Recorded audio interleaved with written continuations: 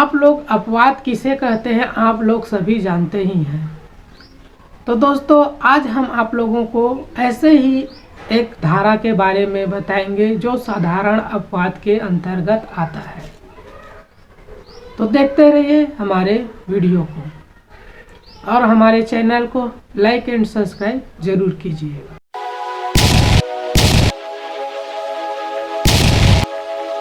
तो दोस्तों आज हम आप लोगों को बताते हैं अध्याय 2 साधारण अपवाद के अंतर्गत आने वाले धारा के बारे में, जिसमें से एक धारा है धारा 36।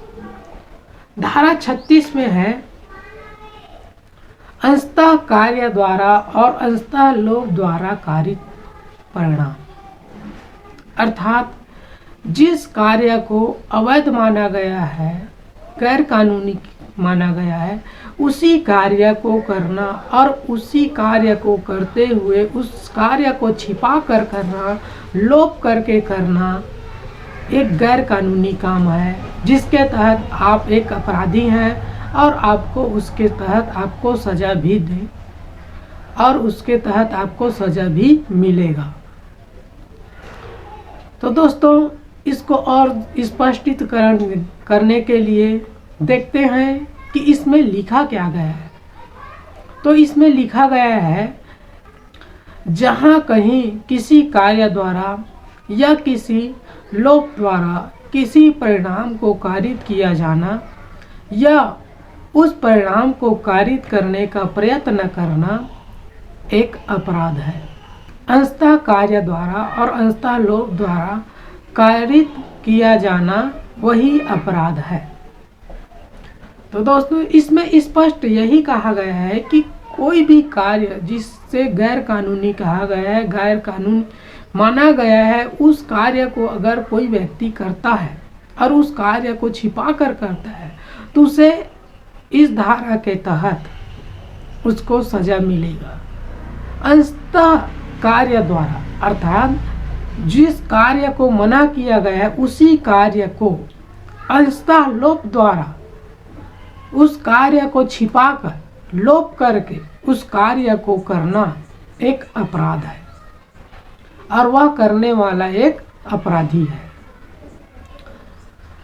हमारे देश में 2 तरह के कार्य किए जाते हैं, एक कानूनी कार्य जिसे वैध कार्य बोलते हैं और एक अवैध कार्य गैर कानूनी काम। तो कानूनी काम करने के लिए या वैध कार्य करने के लिए किसी का परमिशन की ज़रूरत नहीं पड़ता। अगर ज़रूरत पड़ता है तो वह परमिशन देने से मना नहीं कर सकता, क्योंकि आपने वह जो कार्य है वह वैध कार्य है, उसे शासन के तहत कानून के तहत उसे वैध माना गया है, इसलिए उस कार्य को करने से वह नहीं रोक सकता।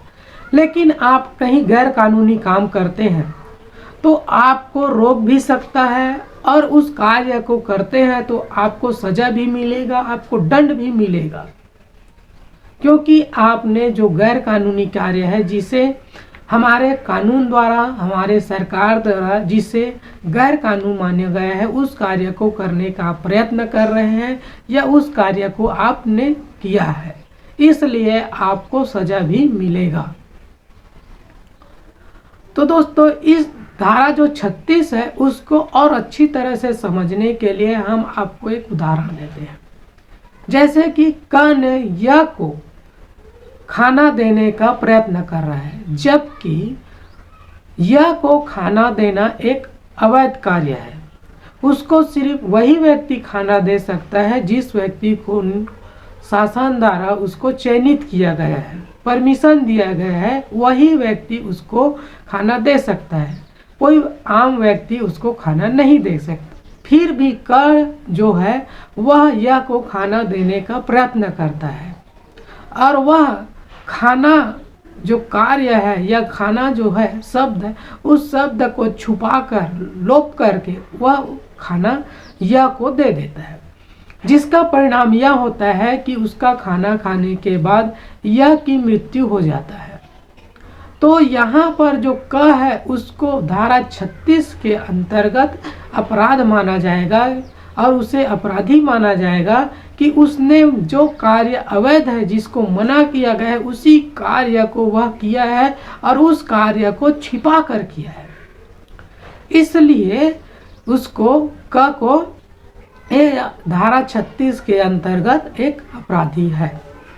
जिस कार्य को मना किया गया है उसी कार्य को करने का काम किया है, इसीलिए क को धारा 36 के अंतर्गत अपराधी माना जाएगा और उसे दंड भी दिया जाएगा।